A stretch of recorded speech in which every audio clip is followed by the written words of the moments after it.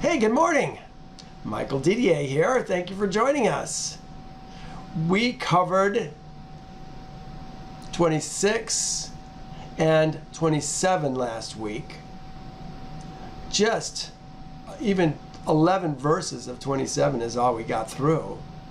But then we moved from there to Numbers 36 to pick up the other half of the daughters of Zelophehad, which was in the first 11 verses of chapter 27. I'm going to do just a quick review in the form of a pop quiz. Here's the first question. Israel is numbered the first time at Sinai. I'm on the right-hand side here. Where were they numbered the second time? Do you remember where they were numbered the second time? Where were they numbered, honey? You don't know. She doesn't know, she says. Who? Israel. Israel's seed. Where were they numbered the second time? The first time was at Mount Sinai. Where was the second time?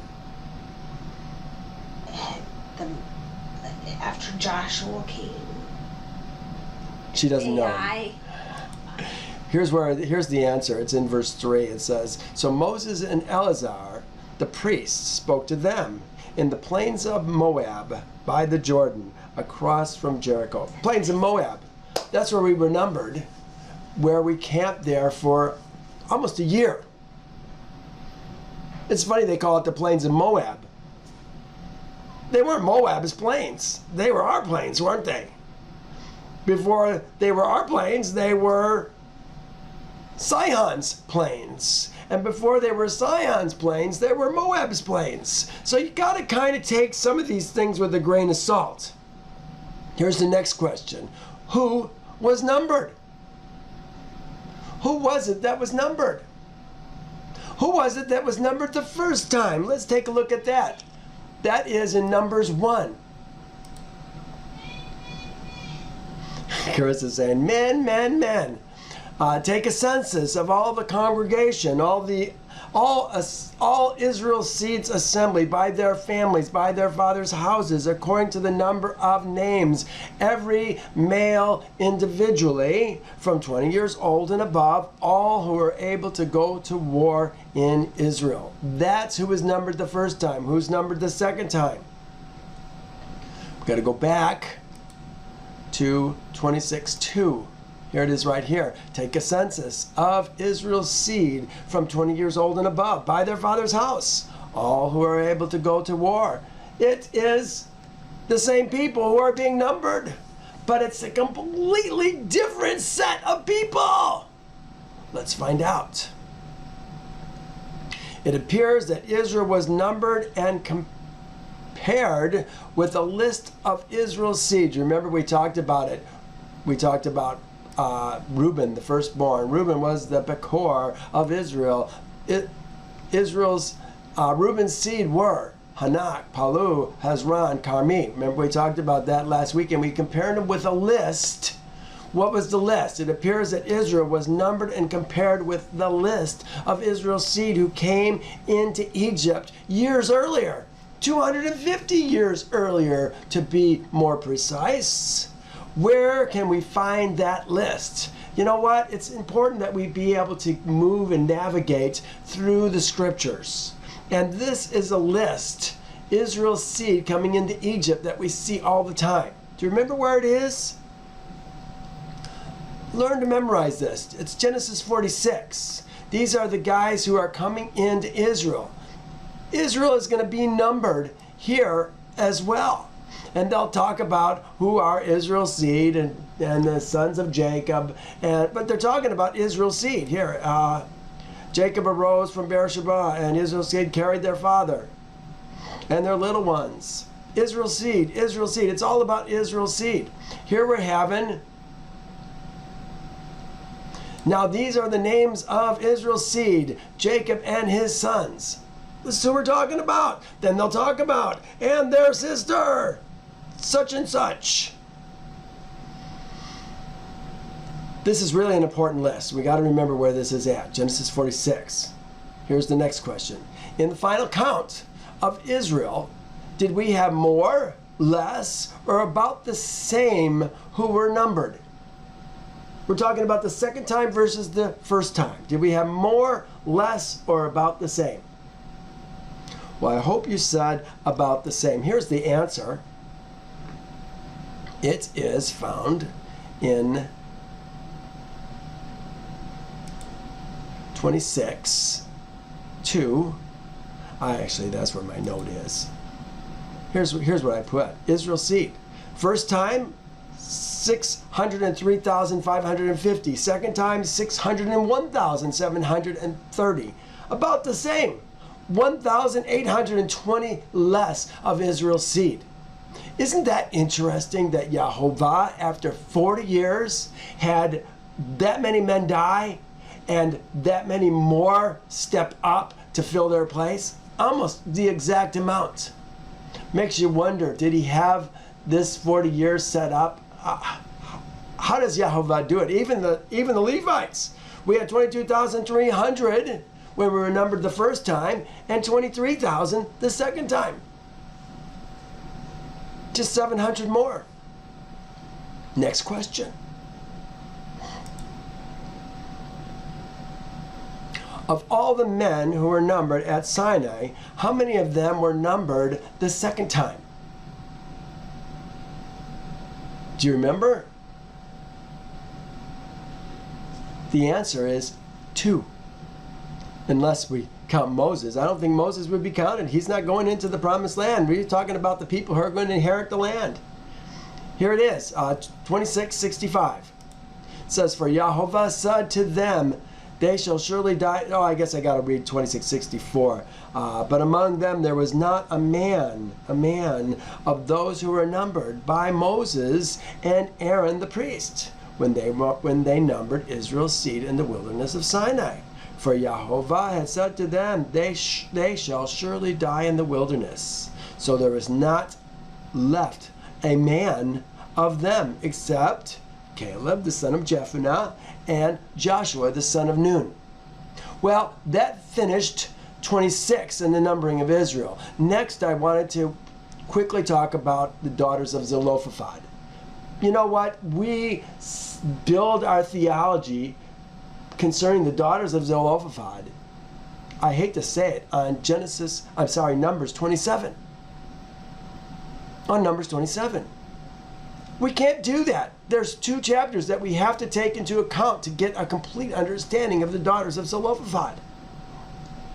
We like to just use 27 because it fits better with today's understanding about men and women, but it doesn't work like that. If we know Yehovah's word, we know there's a problem when Yehovah says what he says. Let's take a look at it. After Israel is numbered, what were the daughters of Zelophehad's concern? I guess I should say, what was their concern? What was their concern? Whoops, don't want you to get the answer. Here it is, 27:4. Why should the name of our father be removed from among his family? Because he has no son. Give us a possession among our father's brothers. Our father's brothers. You know what? The first part of that question, why should the name of our father be removed from among his family? Because he has no son, and give us a possession among our father's brothers. To me, they don't seem to relate very well. Are they more concerned about their father's name being removed from among the family? Or are they more concerned about getting a possession? I think it's about the possession.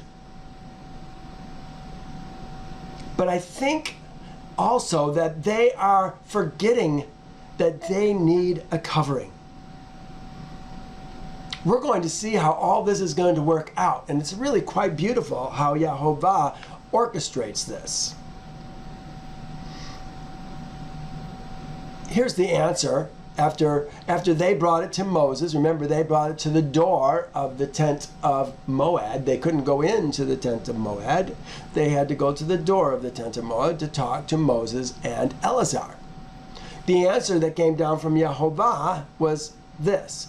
Yehovah originally said concerning a man who has no son, that his inheritance should fall to first his daughter, then his brothers, then his father's brothers, and then the nearest of kin. What was the problem with the inheritance going to a daughter? This is what this story is all about. What was the problem with the inheritance going to a daughter? The answer is right here in chapter 36, 1 through 4. Now the chief fathers of the families of Gilead's seed, the son, Ben Gilead's seed, the son of Machir. It's all about Gilead's seed. We're going to talk about where Gilead fits into it. Gilead's seed, the son of Machir, Ben Manasseh, of the families of Joseph's seed, came near and spoke to Moses and before the leaders, the chief fathers of Israel's seed. And they said, Yehovah commanded my Lord. Oh, I think that's so beautiful. They call Moses Adonai to give the land as an inheritance by lot to Israel's seed. We're talking that land's got to go to the men. This is what the whole story is about. And Yehovah is commanded by Yehovah to give inheritance to our brother Zelophehad to his daughters. What are you doing? Now, if they're married to any of the sons of other tribes of Israel's seed, then their inheritance will be taken from the inheritance of our fathers, and it will be added to the inheritance of the tribe into which they marry. Do you hear what's going on? The land is going to go from father to son to son to son to son to son. It's going to stay in the thing, but if it goes to a daughter and she marries somebody outside of our family, now there's going to be somebody else's land in our land. Doesn't work. This is what the whole story is about. What the daughters have when they marry becomes their husbands, their mans. Well, the answer was this. Yehovah, they brought it back to Yehovah. First he said, what the daughters of Zelophehad say is right. Then he gave his first thing, their land should go to the daughters. But now, these guys step up. What do they call their guys? Gilead's seed. These guys are coming up. And he says, what they say is right. So, what's the answer? Here's the answer. Whose women did these 5 women become? Whose women did these 5 women become? You know, that's really what the question is all about. He said, you've got to marry somebody within your tribe. Really, let them marry whom they think best, but they may marry only within the family of their father's tribe. The family of their father's tribe. Do you hear that? Their father's tribe's family. So who did they become? Here's the answer. It says, I'm going to start at 10. Just as Yehovah commanded Moses, so did the daughters of Zelophehad. For Mahlah, Tirzah, Haglah, Milcah, and Noah, the daughters of Zelophehad, were married to their father's brother's seed. Their father's brother's seed. I think I had a picture of that. Let me go here. Father's brother's seed.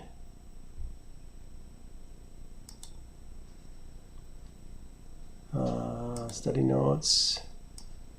Yeah, I do. Here it is. Let's go to the editor. Here, it's Gilead's seed that we were talking about. This is Gilead's seed. Here's the one that brought it up. There's a problem here. But he says you've got to be married to your father's brother's seed. Here's their father's brothers, and here's the father's brother's seed. Father's brother's seed is at all. Everybody that falls underneath these men. I don't know how many brothers. I put 3. But the daughters apparently are marrying their cousins or perhaps even another cousin younger than them. Perhaps. Got to keep the land in the family. And where's the land going to go then? The land's going to go to the seed's sons. Or really, I should say, the son's seed. Their father's brother's seed. And the ones that go after them. Remember, at all is seed, seed, seed, seed. So what are the three good things that happened? The orphan daughters of Zelophehad got a covering. They needed a man in their life. The land came back into the hands of a man, and the land stayed in the tribe. Ta-da! Everything worked out well. Was their father's name remembered?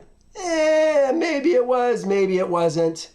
It's going to go to their new husband, not their dad. So I don't know. Maybe that seems like there's going to be the new husband's going to have a little bit more land than everybody else has as a result of this.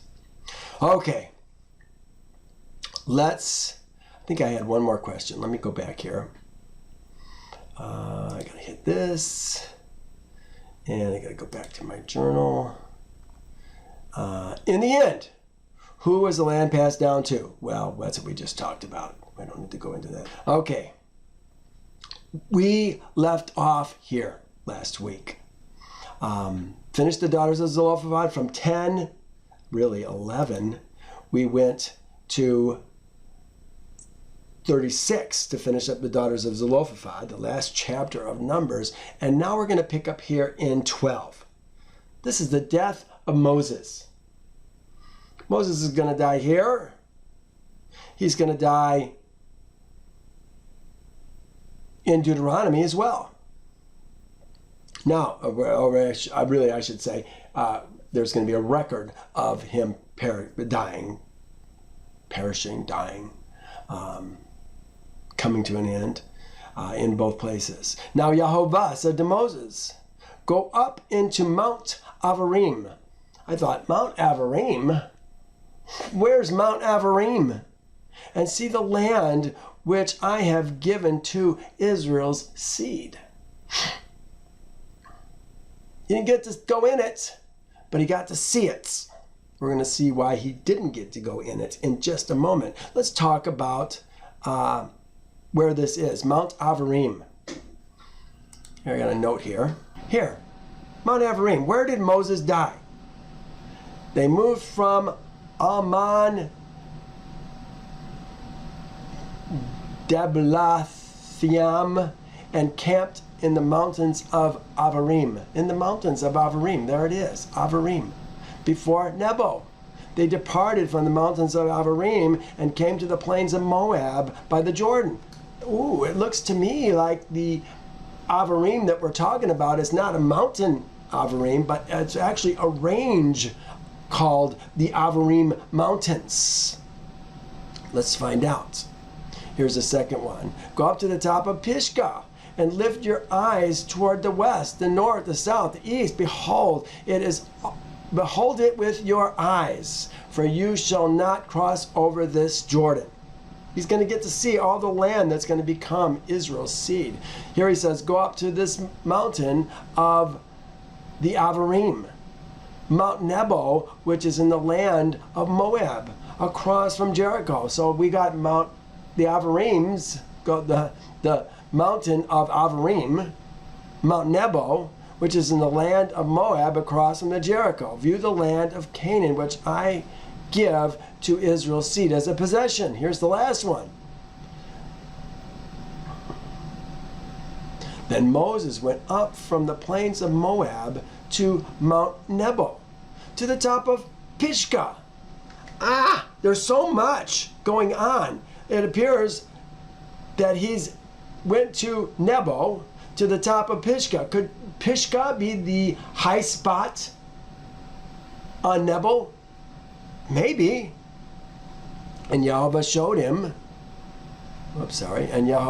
all the land of Gilead as far as Dan, all Naphtali and the land of Ephraim and Manasseh, all the land of Judah as far as the western sea. Man, you got a great vantage point from up there, don't you?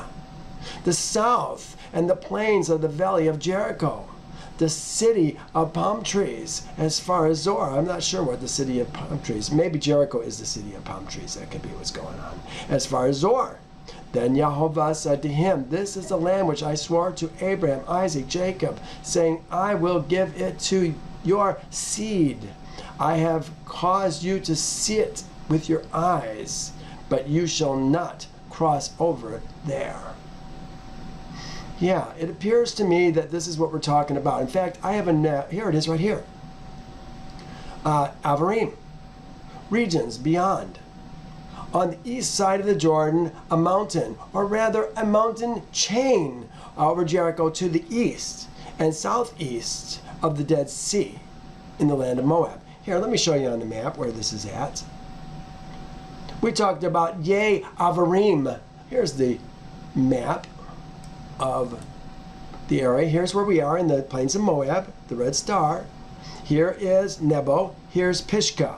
Could Pisgah be the high spots in this Avarim range? I think that may be exactly what the case is.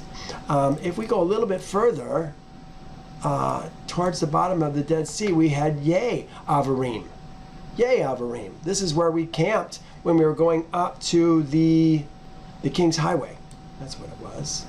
Avarim. So could all this possibly be the Avarim range? Just like we have the Rockies, and we have the Cascades, and we have the Olympics. Could be, and then these are the high points on those. I think it may be what's going on. It could be that Pisgah is a higher part of Nebo. All right.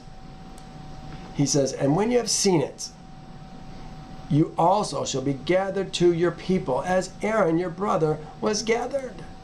How was Aaron gathered? Do you remember? Here's the account of Aaron's death.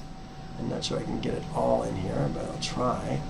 Aaron shall be gathered to his people, for he shall not enter the land which I have given to Israel's seed, because you rebelled against my word at the waters of Meribah. Take Aaron and Eleazar his son, and bring them up to Mount Hor. Strip Aaron of his garments, and put them on Eleazar his son, for Aaron shall be gathered to his people, and die there. Shall be gathered and die there. So Moses did just as Yehovah commanded, and they went up to Mount Hor in the sight of the congregation. Moses stripped Aaron of his garments, these are all the priestly garments, and put them on Eleazar his son. And Aaron died there at the top of the mountain. Then Moses and Eleazar came down from the mountain. How did he die? Did his heart just stop? Did he lose his breath? Was it painful? Oh, I want to know. Moses saw it. Now he's saying, you're going to die just like Aaron died. As Aaron your brother was gathered. He continues, for in the wilderness of Zin, during the strife of the assembly, you rebelled against my command to hallow me at the waters before their eyes. These are the waters of Meribah, Kadesh, in the wilderness. Just so you know which waters we're talking about. Yehovah is telling Moses and us why he's going to die. You know what? He said it to Aaron. He said it when he did it. And now he's saying it again. What was the reason? He failed to speak to the rock. Yehovah is drawing us back to that occurrence over and over and over again. There's one rising up in the last days. Him you shall hear. Here's the one that's rising up in the last days. It's going to be Israel's seed in the world. They're scattered all over the earth. But with righteousness he shall judge the poor. This is Isaiah 11, 4-5. And decide with equity the meek of the earth. He shall strike the earth with the rod of his mouth. We don't have a rod anymore. And there's only one. And Yehovah is raising up lots of Moseses all over the earth in these last days. He says, and with the breath of his lips he shall slay the wicked. Righteousness shall be the belt of his loins, and faithfulness the belt of his waist. Ooh, so beautiful. This is what's going on. We don't have a rod. We're simply going to strike the earth with the rod of our mouth. It says his mouth, but we got to understand we're talking about the male child, the plural he, Israel. Those shepherds that Yehovah is raising up in the last days. Then Moses spoke to Yehovah saying, let Yehovah, this is so beautiful. It says, let Yehovah, the Spirit Elohi, the Spirit Elohi of all flesh, appoint a man over the assembly. Men don't lead other men's women. Men lead men. This is what we're talking about. Moses is leading men, not the men's women. He doesn't tell my woman what to do. May it never be. Talking about the assemblage. Israel's seeds assemblage is who we're talking about. Let Yehovah, the Spirit, Ha-Ruach Elohi, of all flesh, appoint a man, an ish, over the assembly, the Adah, Ha-Adah. Let Yehovah, I like this, let Yehovah, Spirit, lawmaker, and judge. You know what? We have a Spirit, lawmaker, and judge. Can't see him. We, spiritual men, follow a spiritual lawmaker and judge. Spirit Elohi. This is the same Spirit Elohi that spoke and created all things. Remember, in the earth was Spirit Elohi. Same ideas. Look at this. I thought this was interesting. This is Ecclesiastes. Then the dust will return to the earth as it was, talking about a man dying. And the spirit will return to Elohim who gave it. Spirit Elohi of all flesh. Let's continue. Set a man over the assemblage, who may go before them and go in before them, go out before them and go in before them, who may lead them out and bring them in, that Yehovah's assembly may not be like sheep who have no shepherd. Oh, isn't that beautiful? Moses is knowing he's going to die, doesn't want to leave the people, Israel's seed, without a shepherd, someone to lead them. This is his prayer. This is really quite beautiful that he feels this way about it. Moses' only prayer is not to leave the people, Israel's seed, shepherdless. Yehovah is even now looking for men who will set an example for those who want to become his people. This is what's going on nowadays. Yehovah is raising up a nation, men who will come out of Babylon and join Yehovah's kingdom fully. These called out men will be his faithful shepherds. Look what it says in Isaiah 23. But I will gather the remnant of my flock out of all the countries where I have driven them, and bring them back to their folds. And they shall be fruitful and increase. And I will set up shepherds over them. Here's the shepherds that I'm talking about, who will feed them. They shall fear no more, nor be dismayed, nor shall they be lacking. Provision, protection, and instruction in righteousness is what these men are going to do. Says Yehovah, behold, the days are coming, says Yehovah, that I will raise to David a branch of righteousness. Isaiah 11 talks about the rod, the twig of Jesse becoming a branch. You know what? We're not talking about physical seed. We're talking about spiritual seed. Remember what happened in Jesse? It wasn't the eldest son, the biggest, the strappingest son that he had that got anointed by Samuel. Who was it? It was the man who had a heart for Yehovah. This is who we're talking about when we're talking about the branch being raised up, being able to speak the word. I will raise to David a branch of righteousness. There's the branch again. A branch of righteousness. A king shall reign and prosper and execute judgment and righteousness in the earth. In his days, Judah will be saved. Israel will dwell safely. Now this is the name by which he will be called, the Yehovah, our righteousness. Hear that? He's raking up shepherds. Look, I will set up shepherds. This is not one shepherd. They make it look like David the branch, and so now our eyes all go to Yeshua. No, no, no, don't go there. It's incorrect. The male child, the one that's being raised up, is the plural he. It's Israel. They're the one who's going to deliver us. Continue. 18. Yehovah said to Moses, take Joshua ben Nun with you, a man in whom is spirit. They put the spirit. You know, they want to make it all about the spirit. No, it's one who has spirit. And lay your hands on him. Remember, Joshua oftentimes went up into the mountain with Moses when he was gone for 40 days, 40 nights. It was Joshua that was with him. A man in who is spirit.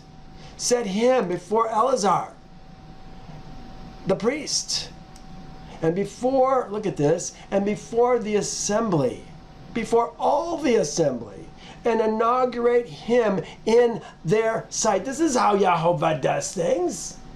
You know, this is probably why we have an inauguration ceremony for the president of the Corporation of the United States of America. Not about America. It's about the president of the U.S. It's a corporation. He's inaugurated in front of all the people. He's the king. Long live the king. We did the same thing.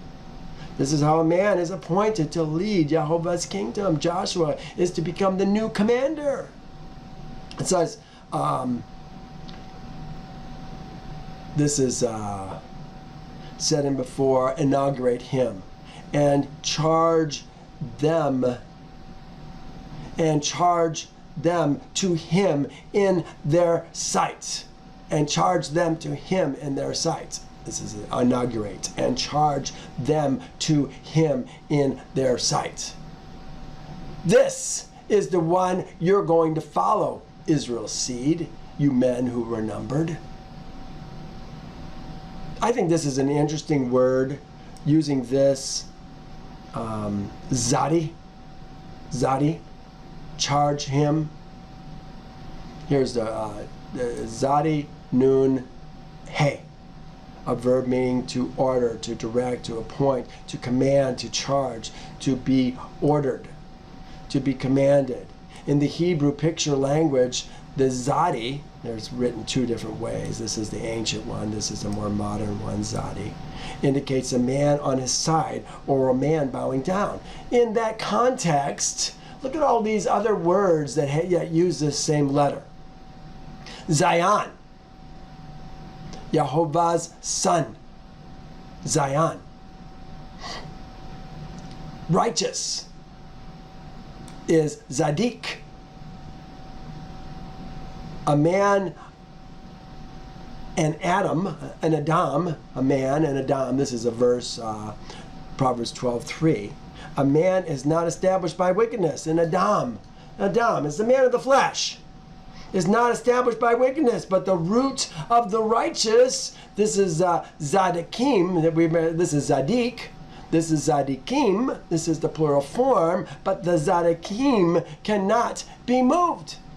Their root is solid and settled in Yehovah. They're the spiritual man who has bowed down themselves to him. Here is Zava, are hosts. Yehovah of hosts. Those are the ones who are following Yehovah. You know, we tend to make that angels, but it's often not angels. It's Yehovah's people. Israel's seed. Yehovah is going before us, but we're his host. Here is sheep. following, it means flocks, zeon, flocks, sheep and goats, following the shepherd. Here is what we did here just a couple chapters ago. We're in chapter 27. This is 25. Remember we were talking about the men who joined themselves to Baal Peor? No, to Lord Peor instead of Yehovah. So Moses said to the judges of Israel, every one of you kill every man among his men. Every man among his men. This is what we're talking about.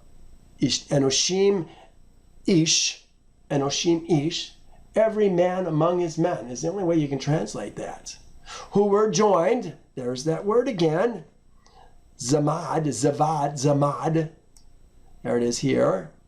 Zamad. And here it is here. Zamad. Who were joined to Lord Peor. Bowed down to another lawmaker and judge.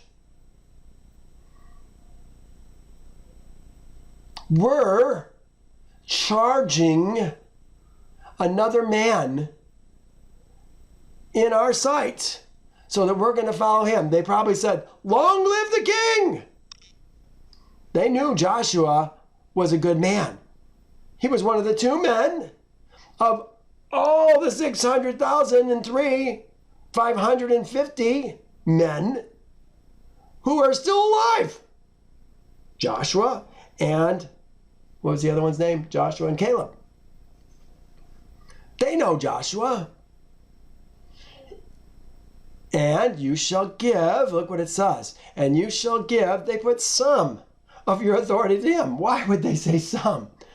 It doesn't say some at all. It says you shall give, here it is, and you shall give your grandeur to him, that all Israel's seeds assembly may be obedient to him, is the understanding there.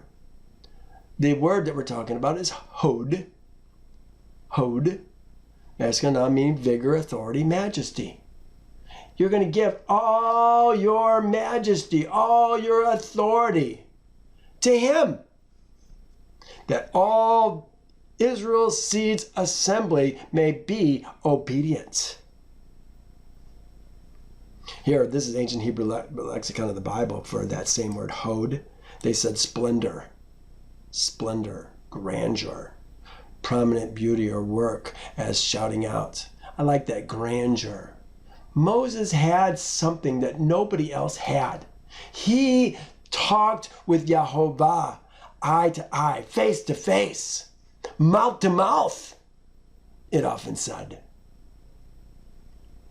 Hod is what Yehovah will put on his 144,000 servants. Will they be anointed? Was Moses ever anointed? When did Moses receive his anointing? I think it was at the burning bush. He was set apart there to lead Yehovah's people. And I think this is what's going to happen in the last days. He says, but those who wait on Yehovah shall renew their strength. They shall mount up with wings like eagles. They shall run and not be weary. They shall walk and not faint. Those who come to these men will be obedient to them. Yes, they will. They'll recognize the hod. Probably recognize the pillar of fire and smoke that's over the top of them. No, he's not going to give some of his authority. He's going to give your authority to him. He, Joshua, will stand before Eleazar the priest, who shall inquire before Yehovah for him by the judgment of the Urim. And his word, at his word, they shall go out, and at his word, this is all his. Who's his? Joshua. And his word, they shall come in. And he and all Israel's seed with him. All the assembly. So Moses did as Yehovah commanded him.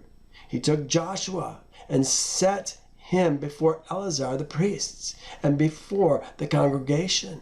And he laid his hands on him and charged him, same word, charged, here's the word again, zavah, and charged him, just as Yehovah commanded by the hand of Moses.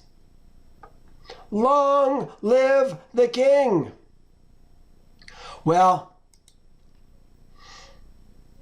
part of the reason why people don't like Numbers. I love Numbers. I think Numbers is an incredible book. I love Leviticus. Great book. You just got to dig deeper to understand it and appreciate it. Here are instructions given through Moses to Yehovah's people, Israel, concerning his korban. Korban, remember, korban is all about drawing near to Yehovah. This is why we, Israel's seed, bring these korban to Yehovah. What are korban? Burnt offering, minka, shalamim, kata'ah, Hashem. We call them offerings, but they're korban. They're the korban that we're bringing. He says, now Yehovah spoke to Moses, saying, command Israel's seed and say to them, charge, there's that same word, charge, zavah, just like we charged Joshua and charged Israel to follow him. Now it says, charge Israel's seed and say to them, my korban. Look at all the places where we have red, here, here, here, here. We're going to see this thing is loaded with red. These are all words that have been added to the text. I think religious words that lead us in a way that we shouldn't go. Charge Israel's seed and say to them, my korban is my food. My korban is my food by fire. My sweet aroma. The sweet aroma is his food made by fire. He says, you shall guard to bring them to me in its moed. You could say in their moed, but I think it really says in its moed.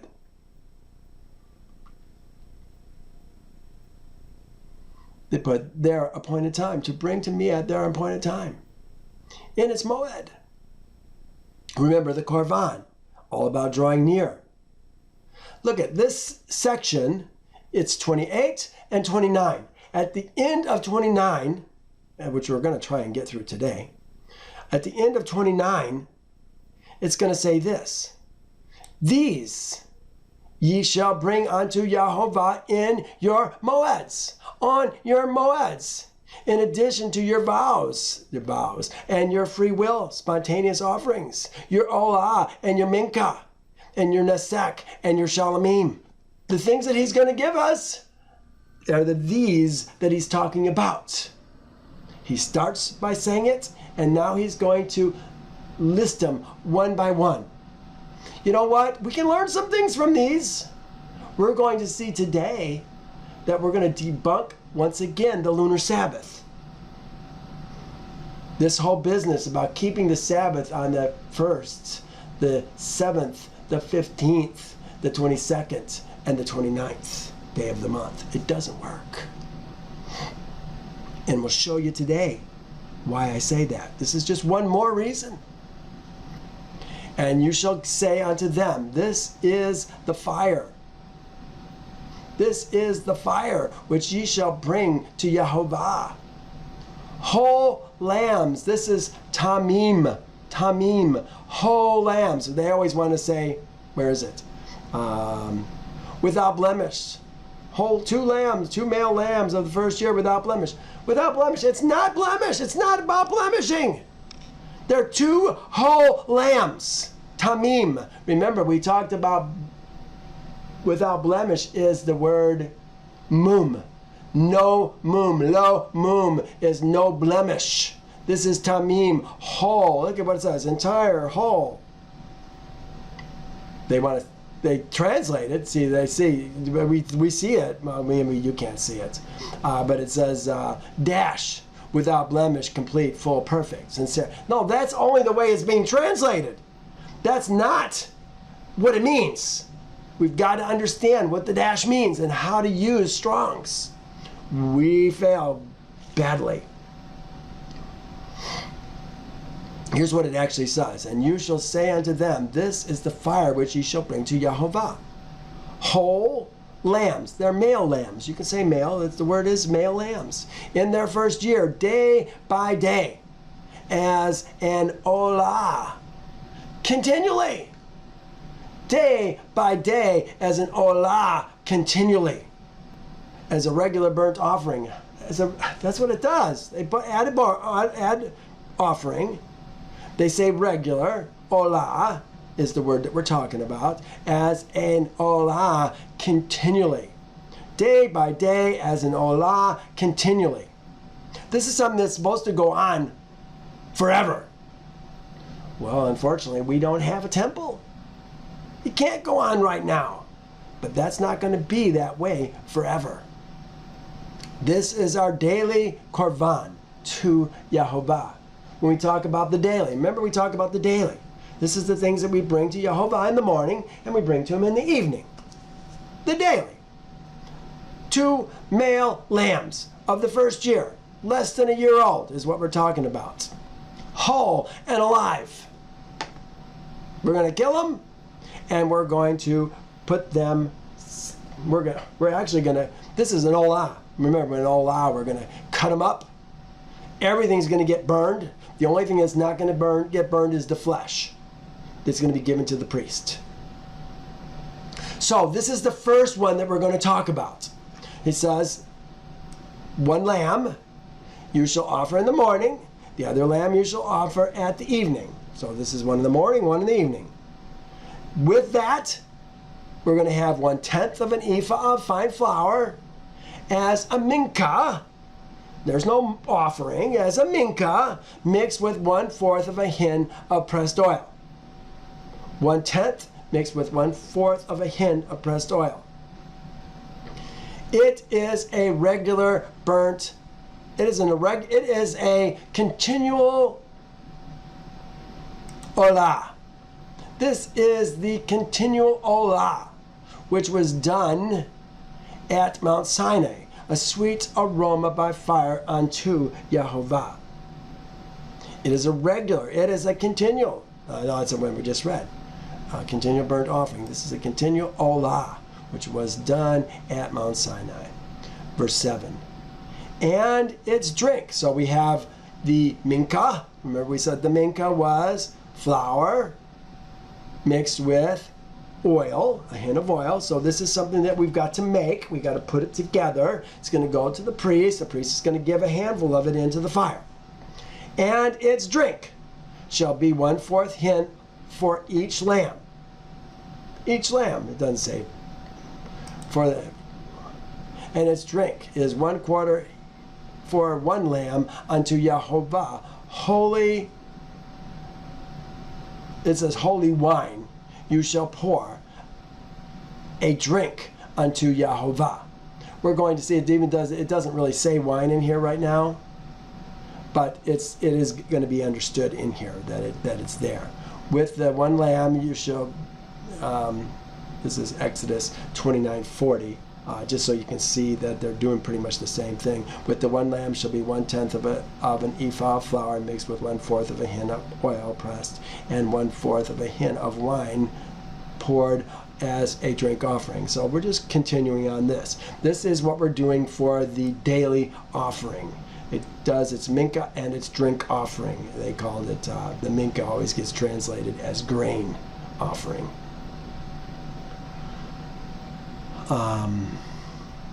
The other lamb you shall offer in the evening as a morning mincha. Guess I gotta have that done too. As a morning mincha. And its drink. Did I translate that one? No, I didn't. As a morning mincha, and its drink you shall bring by fire a sweet aroma to Yehovah. Now, that's the daily. It's describing the daily. These are the things that we're going to do every day. If we have a Sabbath, we're going to do the things for the Sabbath, and we're going to do the things for the daily offering. Do you follow the line of thinking here? This is what we're going to see. So what we just read is going to be repeated over and over and over again. So we're going to go through this fairly fast. 28:9. It says, 2 male lambs. 2 male lambs. And on the Sabbath day, 2 lambs in their first year. Tamim, whole. And 2/10 of an ephah of fine flour as a minka, mixed with oil, with its nesek, is the drink that we're talking about, with the nesek. Here, I think I've got, did I do the thing on here? Drink. No, I didn't do it. We'll get to it in a bit. So here's Sabbath. 2 lambs of the first year, tamim, whole and alive. 2/10 of an ephah of fine flour with the, as a grain, as a minka, mixed with oil, with its nesek, that is the effervescent, the alcoholic portion of it. This is the olah for every Sabbath. Besides, here it is, besides, in addition to, you could say the same way, in addition to, here it is, the continual olah. In addition to the continual olah, to Yehovah. 2 young bulls, 1 ram, and 7 lambs in their, in addition to, with its drink. This is the burnt offering, besides the regular olah with its drink offering. So the regular, the continual olah with its nesek. Now he says, so that was the Sabbath. Now we're going to have it at the beginning of your months. There's something that's going to happen at the beginning of our months. And at the head of your months, ye shall bring, this is korab. They always want to make it about offering. This is present. This time they did it. You shall bring unto Yehovah 2 young bulls, 1 ram, 7 male lambs. 1 ram, we're talking about an adult sheep. I know it. I tended to think it was always about a goat, a ram, but a ram is a sheep. We're talking about 2 bulls, 1 adult sheep, and 7 lambs, young sheep, male lambs at that. In their first year, whole. Whole. Everything's whole. Everything is tamim. 3/10 of an ephah of fine flour as a grain, as a minka, mixed with oil. So we're still having the minka. It's going to be flour mixed with oil, almost always, for the bull. So 3/10 for the bull, 2/10 fine flour as a minka, mixed with oil, for the ram. There's the ram. And 1/10 an ephah of fine flour mixed with oil, again, for the minka, for each lamb. An olah, a sweet aroma by fire to Yehovah. This is what we're talking about. Here, let me see it. 1/10 of an ephah, fine flour mixed with oil as a minka for each lamb. And olah by fire, a sweet aroma by fire unto Yehovah. Again, it's all about what goes into the fire. That's going to be that sweet aroma, the food to Yehovah, the lechem. As they always want to use that word lechem as the food to Yehovah. This is my lechem. Their drink shall be a half a hin of wine. Now they have the wine here. There's the wine. That's yayin, effervescence wine, by implication, intoxication. It could be used in another way. Their nesek shall be half a hin of wine for the bull, 1/4 of a hin for the ram, and 1/4 of him for the lambs. This is the olah for each month throughout the months of the year. Also, again, in addition to,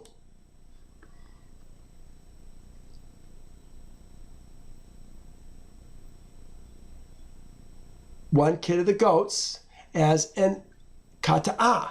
That's the sin offering. to Yehovah shall be made, brought, besides the continual olah and its drink. The continual olah. There's the continual olah. So first day of the month, we're going to do a bull, a ram, 7 lambs, a kid of the goats as a sin offering, and don't forget, we're going to do our continual burnt offering. This is what we're going to do on the first day of the month. Now, on the 14th day of the month, what's the 14th day of the month? 14th day of the month is the day that we're going to slaughter our Passover. On the 14th day of the month is the Passover to Yehovah. That's all they're going to say about it. It's the Passover to Yehovah. That's what you guys do. Remember, these are all instructions for Korban that we, Israel's seed, are supposed to bring to him at the appointed time, the Moed. Now on the 15th day of the month, first day of unleavened bread. On the 15th day of the month is a feast. For 7 days shall unleavened bread be eaten. That's 28:17. That's the one we're just talking about right here. On the first day, you shall have a holy convocation, a holy assembly, a holy gathering, a holy rehearsal, might be a better way to say it. You shall do no customary work. Remember, we left on the 15th day of the month when we came out of Egypt. I wonder if that's going to happen again the second time. 19. And you shall present, they say present, ye shall bring, there's the word, that's karab again, karab, by fire and olah unto Yehovah. Now it's going to be 2 bulls of the first year, 1 ram, 7 male lambs. They shall be whole. Look at what they say. Be sure they are without blemish. Oh man, we just get so polluted by their misunderstandings. We're going to bring these with their grain offerings, with their minka. There's no offerings, this again added word. With their minka shall be fine flour mixed with oil, 3/10. For you shall bring for the bull 2/10 for a ram. You shall bring 1/10. You shall make is the word they're using, make or do, 1/10, make. Remember, this makes perfect sense that it would say make. Why would it say make? Because we're talking about flour mixed with oil. We're going to make it. 1/10 of an ephah for each of the 7 lambs. Also, 1 goat. This is the 15th day of the month. Isn't that where we're at right now? 15th day of the month? Yep, 15th day of the month. Also, 1 goat for a kata'ah, to make a covering for Israel's seed, for thee, for you all. You shall offer these, in addition to the morning olah, for the olah, this is 23, in addition to the morning olah, for the olah ye shall do continually. So that's what it's saying. You shall offer these morning olah, which is a continual olah, which you shall do continually. It's a continual olah. But again, do you hear what's going on? This is the 15th day of the month. We're going to bring all these things. We're going to bring the goat. And don't forget, we're going to do the continual olah that we do every morning and every evening. We're going to bring those as well. He lists them out. In this manner you shall do daily for 7 days. Ooh, we're going to do what we do on the first day for all 7 days. Food by fire, a sweet aroma to Yehovah. Besides the continual olah, you shall do its drink. Besides, in addition to the continual olah, and you shall do its drink. The continual olah's drink is what we're talking about. Now, on the seventh day, we're going to do something, it says. On the seventh day, you shall have a holy convocation, another holy assembly. I forget what the word is that they use for that. A mikra, a holy mikra. A kodesh mikra, a holy assembly, a holy rehearsal. You shall do no customary work. Now, it says on the day of first fruits. This is Shavuot. What are we going to do on Shavuot? Also on the day of first fruits, when you bring in the new grain. On the day of first fruits, ye shall y'all shall bring in the new minka unto Yehovah in your Shavuot. Ye shall have a holy convocation. Ye shall do no servile work. Here's what we're going to do on that day. You shall bring an olah, a sweet aroma to Yehovah. 2 young bulls, 1 ram, 7 lambs in their first year with their minka. Remember, what's the minka? It's the flour mixed with oil. Fine flour mixed with oil. 3/10 for each bull, 2/10 for 1 ram, and 1/10 for each of the 7 lambs. Also a kid of the goats as a, well, they don't even say a kid of the goats, to cover you. They don't even say as a kata'ai. That's understood. To cover you. Look what it says next. Be sure it was without blemish. No. In addition to the continual olah, you shall make a minka. Whole they shall be for thee and their drink. Again, we're talking about the continual olah that we're going to make to Yehovah. Moving through our calendar, the next thing that comes up is the first day of the 7th month. And in the 7th month, on the first day of the month, you shall have a holy convocation. A holy convocation. A holy mikra. A holy rehearsal. Oh, there it is right there. Kodesh mikra. A holy rehearsal. It is the day of taruah, the day of shouting. It doesn't say blowing at all. There's no trumpets. It's the day of shouting. We can make a loud noise with the trumpet, but it's the day of shouting. It's the day of taruah. For you, it is a day of taruah. I've talked about that in this particular video at length. In fact, this whole verse and the instructions from Leviticus concerning Yom Teruah. He says, you shall make olah. You shall make olah, a sweet aroma unto Yehovah. What are we going to do it with? 1 young bull, L-U-N-G, 1 young bull, 1 ram, 7 male sheep of the first year. Whole. They say without blemish. No, whole and alive. This is the first time we are using 1 bull instead of 2. Their minka shall be fine flour mixed with oil. Again, 3/10, 2/10, 1/10. Kid of the goats, as a kata'ah, to cover. You know, this word cover, this is the word kafar. It always gets translated to make atonement, but this is to cover. This is to cover you. We get so religious. I hate that. Besides, in addition to the usual new moon and continual olah.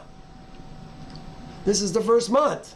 So on the first month of the 7th month, we're going to do these things. But we're also going to do, look what it says, in addition to, besides, the olah with its grain for the new moon, and the regular olah with its grain and their drinks.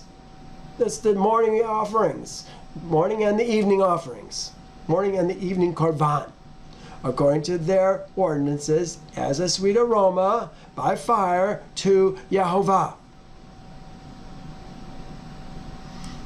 On the 10th day of the 7th month, 10th day, this is Yom Kippurim, You shall have a holy convocation. Again, a Kodesh Mikra, a holy rehearsal. It says, you shall afflict your souls. Afflict your souls. You shall afflict your souls. Here's afflict. This is the word for afflict. Root. It says looking down, browbeating. We're browbeating our souls. We want to make it about flesh. Everybody wants to make it about flesh. But it's about spirit. We are afflicting our thoughts and our emotions. That's what the flesh, the nefesh is, the word of nefesh. Our souls. Nefesh. Nefeshim. But this says our souls, your souls. I put this day is about getting in touch with the higher nature. It has nothing to do with our flesh, our lower nature, or anything that can be seen. Doing any single act in an effort to bring our soul under affliction is like offering an unasked for sacrifice. And I'm using that sacrifice on purpose to appease the creator of the universe. He does not need it or want it. But what he does want is us. This day is about deep and profound repentance from our way to the ways of Spirit, Elohim, Ruach, Elohi, our spiritual lawmaker and judge, which were given to us through Moses. The nefesh that we men are to afflict is our thoughts and our emotions. Listen to what it says in Isaiah. This is Isaiah 51, no, Psalms 51. Create in me a clean heart. O Elohim, renew a right spirit within me. Cast me not away from your presence. Take not your Holy Spirit, your Ruach Spirit from me. Restore unto me the joy of thy salvation, and uphold me with thy free spirit.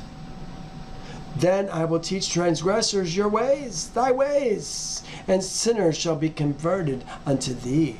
Deliver me from blood guiltiness. Blood guiltiness is what we get when we eat things that have not had the blood go into the ground. Practically everything we eat from the store in meat is bringing blood guiltiness on us, and we don't even know it. And Elohim, thou Elohim of my salvation, and my tongue shall sing praises aloud to thy righteousness. My master, open thou my lips, and my mouth shall show forth thy praise. For thou does not desire slaughter, else I would give it. You do not delight in olah. The slaughters of Elohim are a broken spirit, a broken and contrite heart. Elohim, you will not despise. Well, you know what? For the men who will come to him with a broken heart and a contrite spirit, or a broken spirit and a contrite heart, he does like those olah and those slaughters, the shalomim slaughters. But for the rest, he doesn't want those. It's not about that. It's about, this day is about afflicting our nefesh. Realizing how how far we've fallen from where Yehovah wants us to be. You shall do no work. He goes on. This is what we're supposed to bring on this day.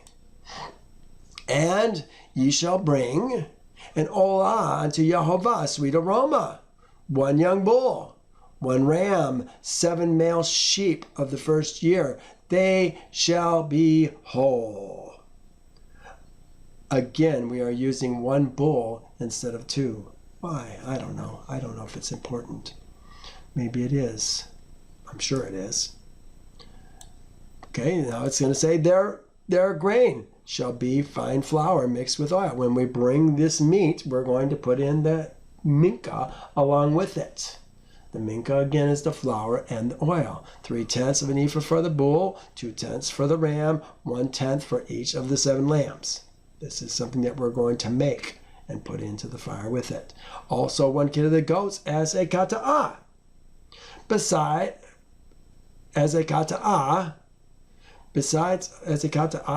the sin offering for covering, 1 sin of the goats as a kata'ah, besides the sin offering for atonement. Leviticus 16:1, the continual olah. So it must be 1 goat on this besides this sin. Would be on the day of coverings. There's going to be 2 goats selected. 1 goat is going to be killed. This is when they say besides the sin offering.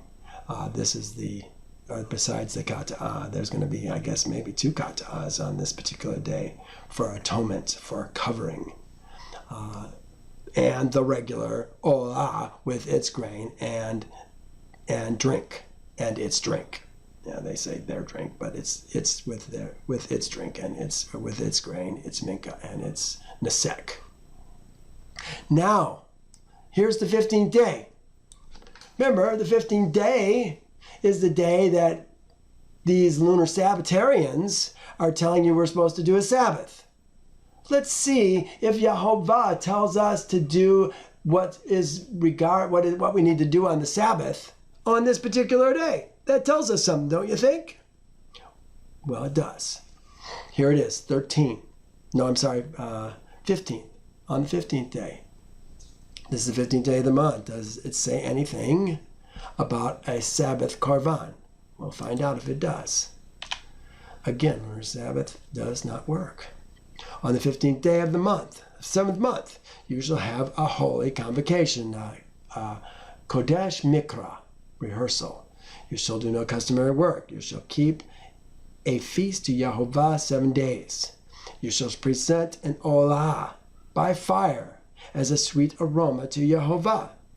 Now, look at what happens. This is on the 15th day. We're going to use 13 young bulls, 2 rams, 14 lambs in the first year. Whole. They shall be whole. We could just say whole. Let's see if the they shall be is in there. I don't think it is. I maybe left it in there. They shall be whole. Without blemish. Oh, yeah, it says haya. They shall be, being whole.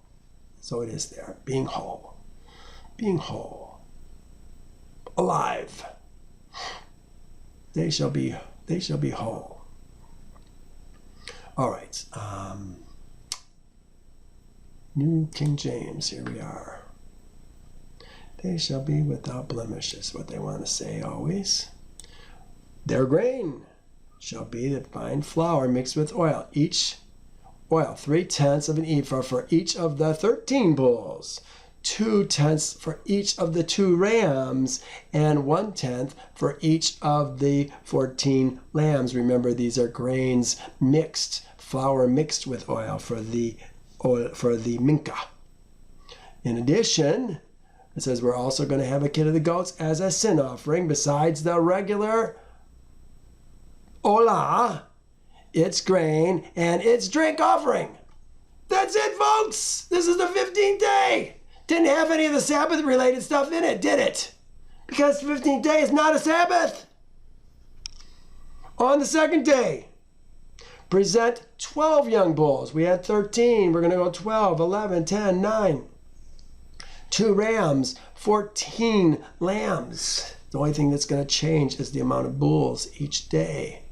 And their grain, their minka. And their drink. Well, I missed some of these, didn't I?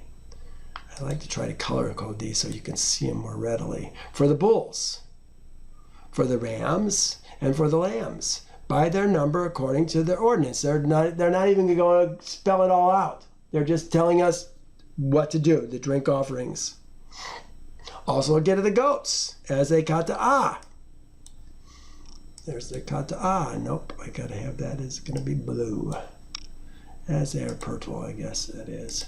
As a kata'ah. in addition to the regular olah, the continual olah with its grain and its drink, its nesek, its wine. On the third day, 11 rams, 11 bulls, 2 rams, 14 lambs of the first year, whole, and their minka.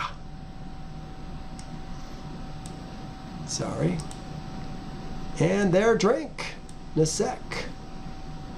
Again, we're supposed to recognize the pattern. It's not that we don't do these things, we're just doing it.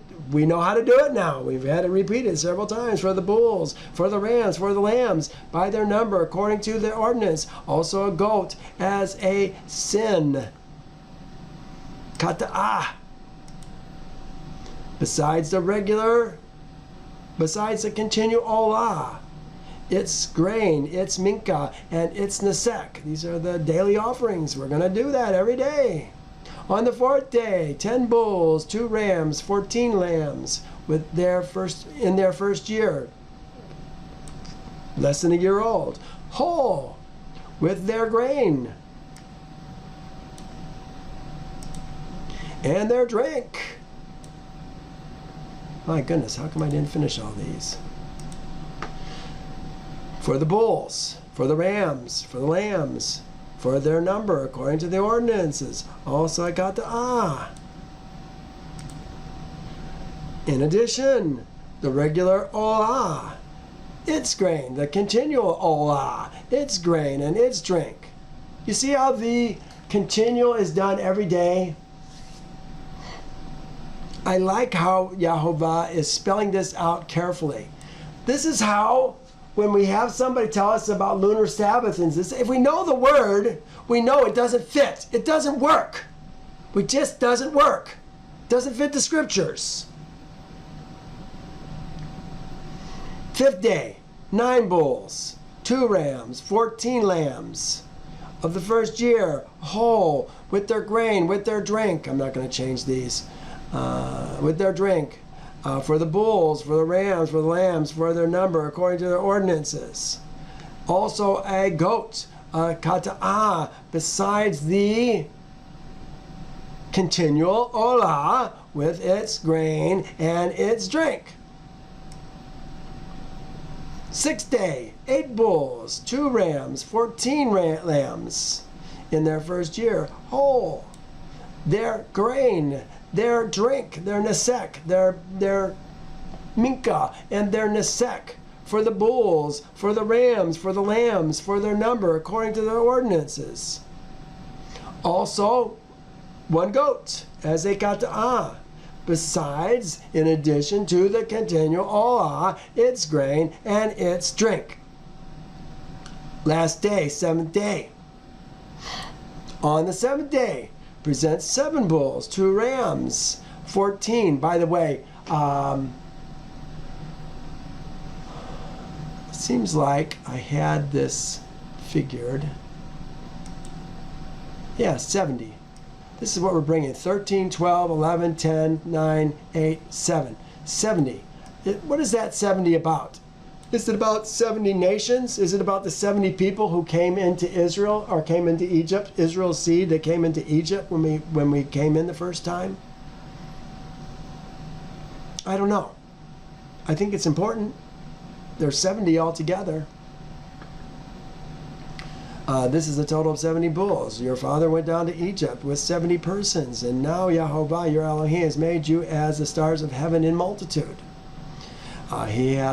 He said to Moses, come up to Yehovah, you and Aaron, Nadab and Abihu, and the 70 of Israel's elders, and worship from afar. There's 70 there. Maybe it's for the elders. So Yehovah went out and told the people the words of Yehovah, and gathered the 70 men of the elders of the people, and placed them around the tabernacle. Then Yehovah came down in a cloud and spoke to them, and he took the spirit that was upon him, Moses, and placed the same spirit on the 70 elders. And it happened when the spirit rested upon them that they prophesied and never stopped. They always said, oh, and never did it again. No, they never stopped doing it. But 2 men had remained in the camp. The name of the one was Eldad, and the name of the other was Medad. The Spirit rested upon them. Now they were not among those listed, but who had gone out of the tabernacle, yet they prophesied in the camp. Remember, it was Caleb. No, not Caleb. It was Joshua, I think, that told Moses, Master, don't let these men prophesy. And Moses said, I wish that they all prophesied. Yasher says this, and they built a tower and the city, and they did this thing daily until many days and years were elapsed. And Elohim said to the 70 angels who spoke foremost before him, to those who were near to him, saying, Come, let us descend and confuse their tongues, that one man shall not understand the language of his neighbor. And they did so unto them. And from that day following, they forgot each man his neighbor's tongue, and they could not understand they could not understand to speak in one tongue. And when the builder took from the hands of his neighbor lime or stone, which he did not order, the builder would cast it away and throw it upon his neighbor, that he would die. If he was one of the common people, he ascended to the third step. This is talking about Moses coming before Pharaoh. If he was one of the common people, he ascended. There were 70 steps. He ascended to the third step, and the king would descend to the fourth step to speak to him. And their custom was, moreover, that any man who understood to speak all 70 languages, he ascended to 70 steps and went up and spoke till he reached the king. This is all about 70. Where does the 70 come from? Why 70 bulls? Any man who could not complete the 70, he ascended as many steps as his language which he knew to speak in. And it was customary for those in those days in Egypt that no man should reign over them, but who understood to speak the 70 languages. Remember, in Yasher, it said that Moses in one night was given 70 languages. He came before Yehovah, or came before Pharaoh the next day, and he was able to go all the way up to Pharaoh, and they were all amazed. How could this happen? 8th day. We have a great 8. Oh no, I guess we're not quite there yet. We're having this the 7th day, present the seven bulls. This is the last one. 2 rams, 14 lambs of the first year, whole, and their minka, with their minka, and their nesek, for the bulls for the bulls, for the rams, for the lambs, by their number according to their ordinances. Also 1 goat as a kata'ah, in addition to the continual olah, its grain, and its nesek. 8th day. On the 8th day, this is the great 8th day, you shall have a sacred assembly. Oh, isn't that interesting? They say sacred assembly. I bet it's a holy mikra. Let's find out. Why would there have say something different? You shall have an assembly. It's a completely different word. Assembly. On the 8th day. Atzara, an assembly, a festival, holiday of Atzara. I forget what they call that great 8th day. It's something like that word. I'm sure that's where they get that word from, but it doesn't say holy. Atzara, festival. Remember, this is a day that we're not going to do any work. We usually go home on the 7th day, and then we have a Sabbath once we get home. Ye shall do no work. Okay, King James. On the 8th day, you shall have a atzara, whatever that was. You shall do no customary work. This is the 22nd day of the month, and there is no Sabbath. Korban mentioned. Yeah, here it is again, you guys. This is the 22nd day of the month. Again, lunar Sabbath doesn't work. You shall present an olah, by fire as a sweet aroma to Yehovah, 1 bull, 1 ram, 7 lambs. Back to the normal things. In their first year, whole. And their grain, and their minka, and their drink, for the bull, for the ram, for the lambs, by their number, according to their ordinances, also a kata'ah, in addition to the continual olah, its grain, and its nesek. Nothing there for the Sabbath. You guys, it doesn't work. Lunar Sabbath is a lie. These you shall present to Yehovah. These are all the things that we've been talking about. These you shall, what do they say? You shall make unto Yehovah in your moeds, your appointed times, in addition to your vows. The vows is the word nadar, nedarim. This is your vows. Second person singular, or second person plural. Male, second person plural. I guess that's what I'm supposed to say. And your free will, your spontaneous, which is your nedabah, your olah, your minka, your nesek, that was the drink offerings, and your shalamim. Shalamim. These are the slaughters that we bring to Yehovah, that we eat. So Moses told Israel's seed everything, just as Yehovah commanded Moses. And that is the end of our lesson for today. Next week, look what we get to talk about. This is vows. The vows for men and women. Ooh, there's so many things that we can learn to see the differences between what Yehovah expects for a man and what Yehovah expects for the man's woman. We've got to understand these things. It is life to us. All right. From there, where are we going to go next?